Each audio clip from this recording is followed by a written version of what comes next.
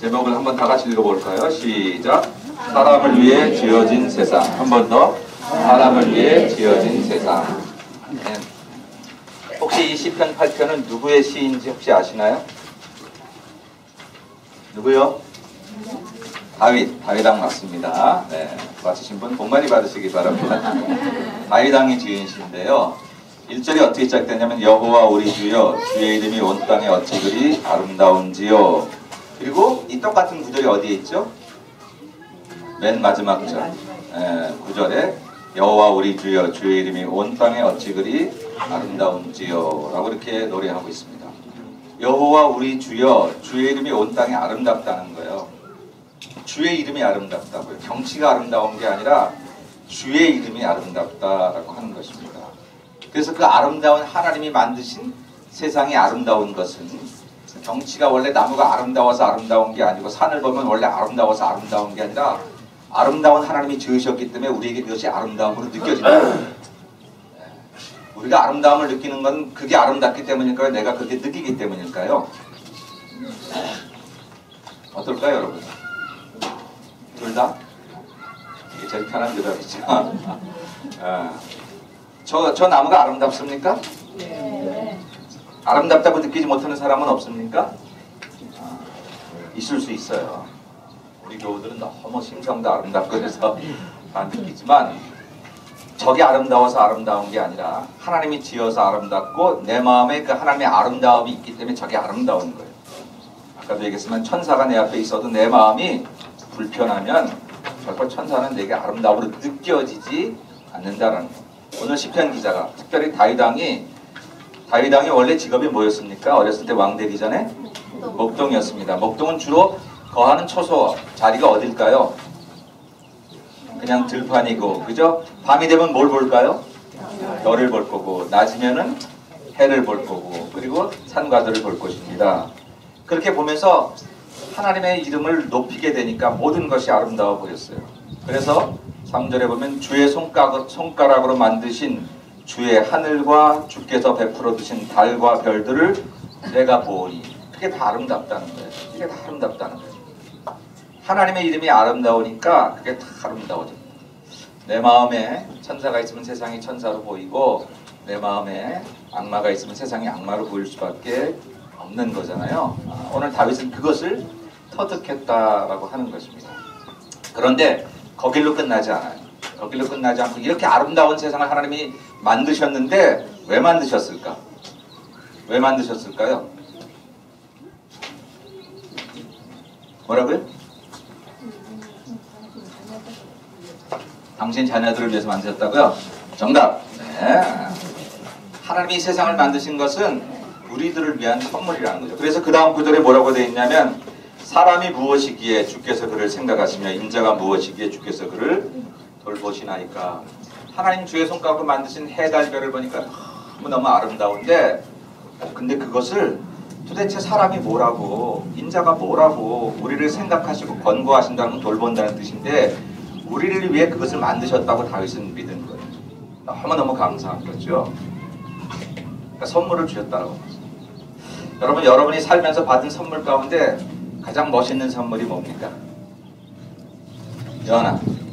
요한이는 받은 선물 가운데 누구한테 받았든지 제일 좋은 선물 뭐였니? 제일 좋은 받고 싶은 선물은 뭐 있니? 지금 잘 얘기하면 또 어디서 생길지 몰라. 응? 받고 싶은 선물 없어? 뭐라고? 모른다. 나중에 몰라요를 사주세요. 여러분은 누구요? 자녀? 예승이? 예승이 아빠는? 네가 먼저겠지? 노코멘트. 그러니까 세상에서 참 아름다운 선물을 받았는데 하나님이 세상을 선물로 주셨다는 거예요. 여러분 혹시 하늘의 해달별이 여러분을 위해서 만들어준 하나님의 선물이라는 생각을 해본 적이 있으십니까?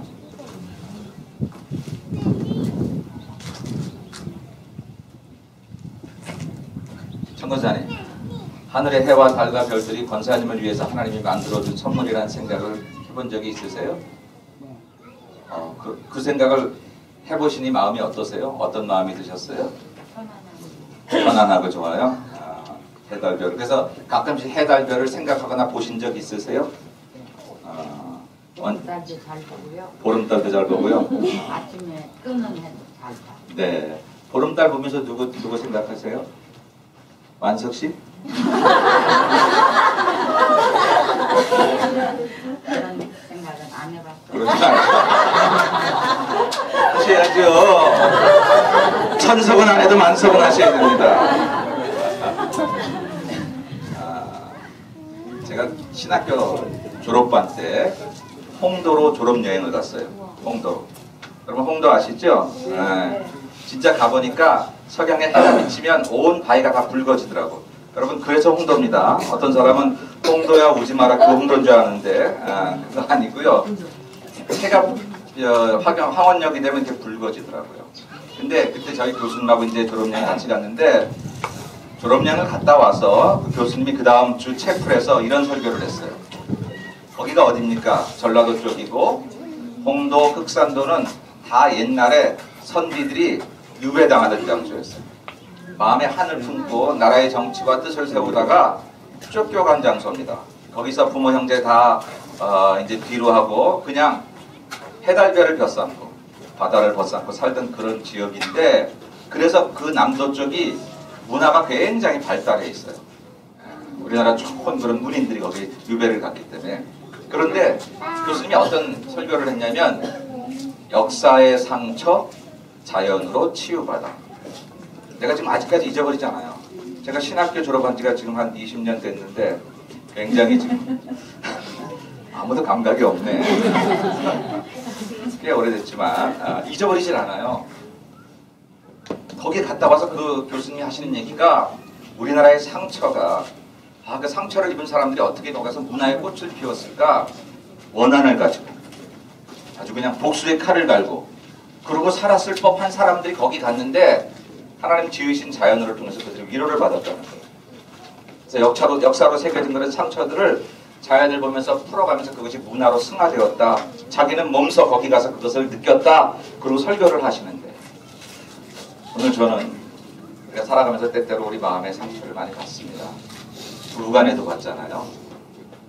자식에게도 받을 수 있고 부모에게도 받을 수 있어요. 우리가 이렇게 믿음의 공동체지만 이 안에서도 우리가 서로 상처를 받을 수 있고 우리가 직장에 나가면 전쟁터고 다 그래요. 어디서 위로를 받을까? 위로받는 대상 가운데 하나가 하나님이 지으신 해달별 자연이라는 사실입니다. 여러분 이 주변에 있는 풀과 나무들이 그냥 있는 게 아니라 다 하나님이 지으신 것들이라 하나님이 이 안에 있어요. 저 나무 한 자락에도 풀 한 포기에도 산과 들에도 하나님이 계시다. 하나님의 모습이 있다는 거예요. 그래서 여러분 정말 힘들고 어려울 때 사람 때문에 힘들어질 때 사람을 통해서 어떤 문제를 치유받기 어려울 때 잠깐이라도 바다도 한번 보시고 정 안 되면 밤중에 나와서 별이라도 한번 보고 우리 타운에 살아서 그게 쉽지는 않지만 마음에 그걸 가져오라고 잠깐 사무실에서 나와서 뜨거운 하늘의 해를 쳐다보기 어렵지만 단 1분이라도 단 30초라도 한번 보시고 그 뜨거운 해를 보면 차마 눈 뜰 수 없잖아. 하나님 지으신 만물 가운데 태양이 뭐 위대하긴 해도 그런 만물이 수없이 은하계가 많다는데 그거 하나 보고도 눈 뜨기 어려운 그런 찬란한 영광이 하나님께 있을 텐데 내가 이렇게 그냥 그 문제 때문에 그 사람 때문에 그 일 때문에 이렇게 인생 다 산 사람처럼 살 게 뭐 있나. 조금만 눈을 돌려 우리 이 주변을 바라보도요 여기다 하나님이 계시다는 거예요. 하나님이 이 모든 것들을 여러분에게 지어주셨어요. 여기 아까 올라오면서 어느 분들이 그래서 어휴 목사님 저는 여기 LA 살아도 여기 있는 줄도 몰랐네요. 그렇게 얘기하셨어요. 있는 줄 아는 사람에게는 잠깐의 휴식이고 선물이 될 수 있지만 여기 아무리 있어도 있는 줄 모르는 사람에게는 선물일 수 없잖아요. 해달별이 그냥 있는 게 아니라고요. 바다가 그냥 있는 게 아니라고요. 그 속에가 하나님이 저와 여러분을 위로하시는 하나님의 은혜가 있다라고 하는 것입니다. 그 모든 것들을 잠깐만 생각해 보세요. 해달별이 아무리 뭐라 해도 하나님의 원리를 벗어나가는 법이 없어요. 우리가 그걸 바라보면서 내 인생이 힘들고 어려울 때 다시 한번 하나님의 원리 가운데 지어진 해와 달을 보니 다윗이 사람이 무엇이가 한데 이렇게 주께서 우리를 위하여 저것을 생각하시고 또 권고하시느라고 저것을 만들어 놓으셨을까라고 생각하면 그러면 우리가 조금 더 우리의 삶의 상처와 아픔 어려움과 또 모든 것들을 이겨나갈 수 있다라고 하는 것이죠. 또 하나는 하나님께서 이 모든 것들을 우리를 위해 선물로 주셨다면 여러분 꼭 기억할 것은 뭐냐면요.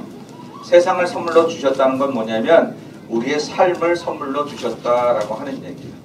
저와 여러분의 인생을 선물로 주셨다라고 하는 얘기입니다. 그렇다면 우리 인생은 항상 하나님 때문에 해피엔딩이 되게 돼 있어요. 항상 하나님 때문에.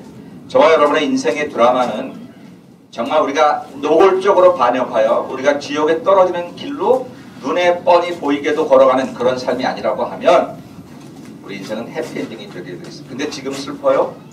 지금 낙심돼요? 지금 힘들어요? 여러분 그럼 끝을 생각하자고요. 조금만 더 하나님이 행하실 그 끝을 생각하면서 오늘을 그 힘으로 땡겨서 살자고요. 지으신 모든 세상 만물도 하나님이 내게 주신 거라면 오늘 하루를 내게 주시지 않을 리가 없어요. 이 지으신 모든 세상 만물을 하나님이 내게 주신 거라면 그 일도 내게 주셨어요. 그 문제 내게 주셨고요. 그 사람도 내게 주셨어요. 제가 가끔씩 참 힘들다. 그 사람 사랑하기 힘들다. 그런 마음이 들어갈 때 사랑하고 싶은데 그러면 제가 그걸 포기하고 싶을 때가 있어요. 근데 생각해 봅니다. 하나님의 온 세상 만물을 주셨어요. 독생자 외아들까지 우리에게 주셨어요. 그 사람을 안 주셨을 리 없어요. 그 일을 우리에게 안 주셨을 리 없어요. 우리가 그 이치만 깨달으면요. 지금의 어려움들, 지금의 힘든 일들을 우리가 넉넉히 잘 이겨나갈 수 있다라고 하는 것입니다.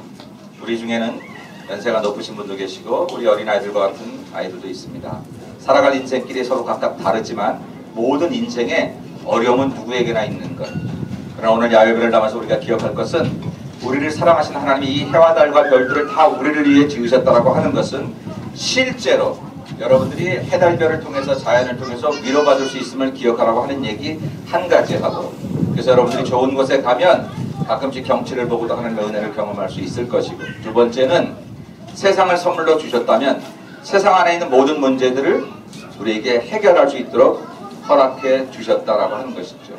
그렇다면 여러분 인생의 모든 문제들 우리가 그것 때문에 너무 힘들어하지 말고 너무 주저앉지 말고 그리고 우리가 그것을 잘 이겨내도록 그렇게 하십시다. 눈동자 절로 돌리지 마시고 저를 보세요. 걱정하지 마시고 우리 아이들 저기서 어떤 일을 하든지 아무렇지도 않을 테니까 걱정하지 마시고요. 자, 우리를 위해 지어진 이 세상을 오늘 마음껏 만끽합니다. 잠깐 동안입니다. 한 2시간 정도 우리가 더 있다 갈는지 모르겠는데 그냥 왔다 갔다 하지 말고 잠깐 1분 동안 이렇게 해달별도 좀 보시고 1분 동안 저 먼 산도 좀 보시고 하늘도 좀 보시고 그리고 그 다음에는 사람을 보시는 겁니다. 하나님이 지으신 사물과 하나님이 지으신 사람들을 보면서 하나님이 아름답기 때문에 우리 모두가 아름다울 수밖에 없는데 내가 그 사람의 아름다움을 발견하지 못했다면 나중에 하나님께서 그렇게 말하실지 모릅니다. 아무개야, 내가 네 앞에 그 사람을 두었는데 왜 그 사람의 아름다움을 발견하지 못했니? 라고 물을지 몰라요. 오늘은 한번 그 생각만 가지고 이 아름다운 자연에서 서로의 아름다움을 발견하고 우리를 위해 주신 세상이라는 생각을 가지고 야외를 잘 마치고 돌아가서 내일부터 여러분 삶에 주어지는 모든 문제들 세상을 주신 하나님이 그 문제 풀 수 있게 우리에게 힘을 주셨음을 믿으시고 넉넉히 힘있게 아름답게 살아가는 저와 여러분 모두가 되시기를 주님의 이름으로 간절히 축원합니다. 기도하십시다.